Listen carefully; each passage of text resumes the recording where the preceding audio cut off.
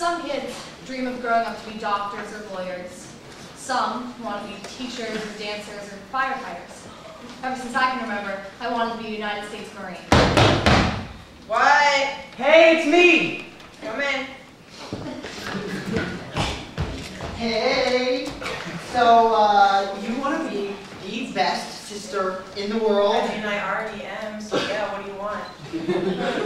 Well, I figured since, you know, it's my 18th birthday, that maybe you would, help me out with my party. I'm a bad bitch. I'm a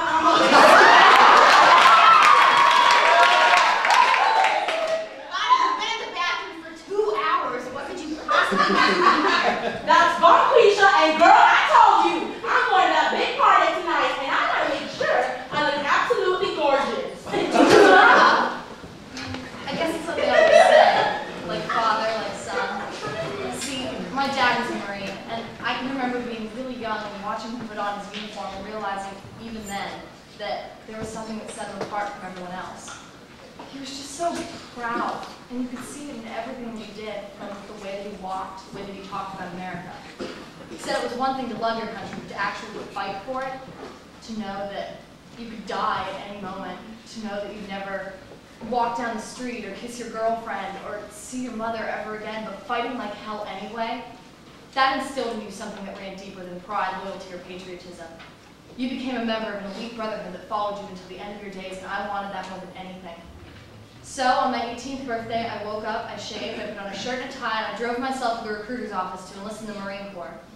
That night, when I told my dad, he looked at me for the first time he were actually seeing me. He shook my hand, and he welcomed me to his club. I knew in that moment that I'd made the right decision. I trained for over 6 months. It was rough, but before I knew it, my deployment date was set for June 20th. Yeah, sure, what do you want?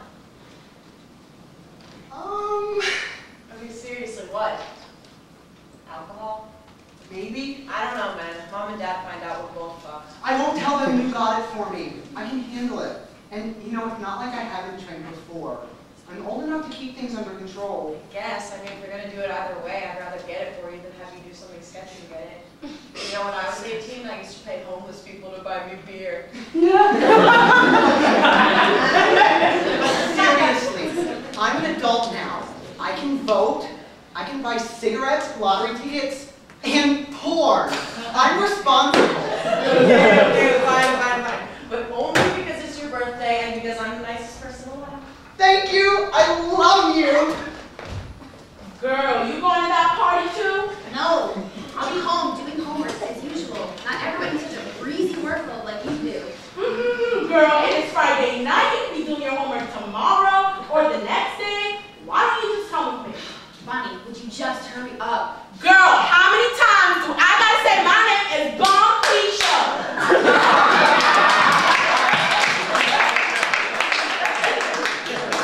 I'm sorry. It's just Bonnie's easier for me to say.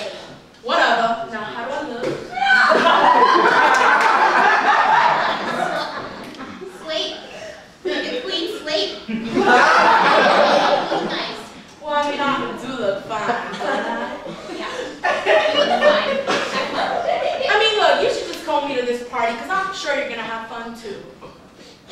Okay. I mean, I guess I could put my homework off for one night. Oh, but what am I gonna wear? I don't know, girls, but tonight we are gonna get drunk. Drunk? As in there's gonna be alcohol at this party? Duh! It would not be a party without the alcohol. This is college. What did you expect? Well, I expected that people would be as serious about their education as I am. Excuse me? I care about my education, but shit! This is the weekend and there's nothing wrong with going to a party and getting a little drunk. Over 21 there isn't, but we're not, we're 18. Well, you want to know what I think? I think you should just lower the drinking age because shit, we're adults. At least that's what they tell us, so why can't we drink? Adults. Some of us are barely that. The reason they don't lower the drinking age is because if they did, kids like you would go crazy overboard and kill themselves from drinking so much. The reason why people go overboard with it is because they're not allowed to have it. If you tell someone not to do something, they're going to do it anyways. If it were legal, then any kids you talking about wouldn't have such an urge to go crazy with it. Oh, you know what?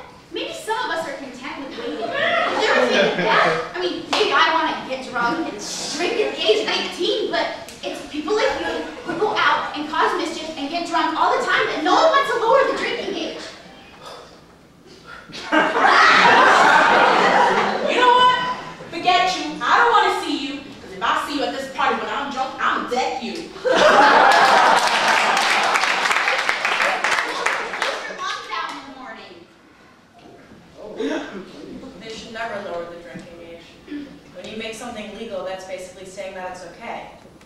Think about drugs, you know? There are a ton of people that won't do it just because it's illegal. Same thing applies with drinking. I mean, sure, there are a ton of people that drink underage, but there are a whole lot that don't only because it's illegal. And think about like a DUI. If you get a DUI when you're underage, it's twice as severe because you're drinking illegally. You make it legal, then you get a whole bunch of kids with a whole lot less driving experience who would be a lot more willing to get behind the wheel of a car after drinking. They're not only putting themselves in danger, they're putting everybody else at risk. I mean, sure, I used to drink when I was underage. I used to think it was okay to drink underage. My brother, he died the night of his 18th birthday, and I'm responsible for his death. I was supposed to be the big sister, you know, the good influence. I just loved him so much, and I wanted to do something nice for him. And I bought him alcohol, and he got behind the wheel of a car, and now he's dead. Now I see that he wasn't old enough to handle the responsibilities of drinking. He was just a kid. About a week before I left for Iraq, I flew my dad down to Camp Lejeune where I was stationed because he said he needed to talk to me about a few things for Indiana. When he arrived, we went to a bar that wasn't far from the airport. I'll never forget walking up to the barman and my dad going, "My son is about to go off to war and we would like some drinks."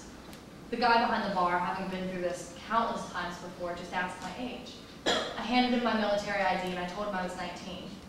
He stared at it long and hard before sliding it back to me across the bar.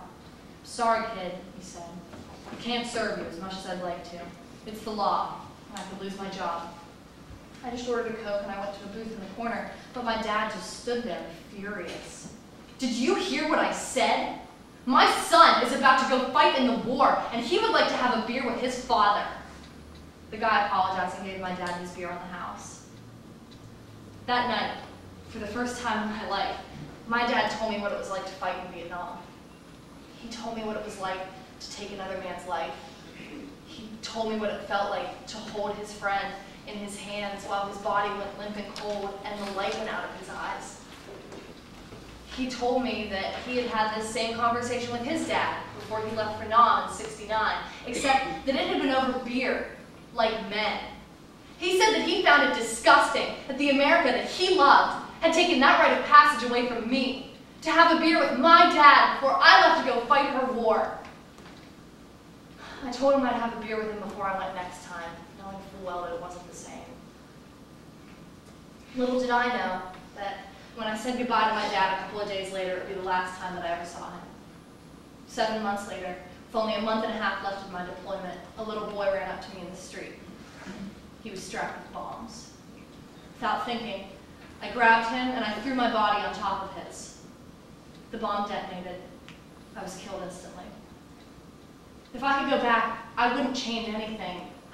I saved the life of every person around me in that street, including my fellow Marines. I was awarded the Medal of Honor, and it, along with my dog tags and a folded American flag, was sent home to my father. I died a hero. I died a man. I died for my father, for the Marine Corps, and for my country. But that night at the bar with my dad always stuck with me, and I'll never understand why America will let her boys go off to kill and be killed, but won't let them go off like men, having had a beer before they go.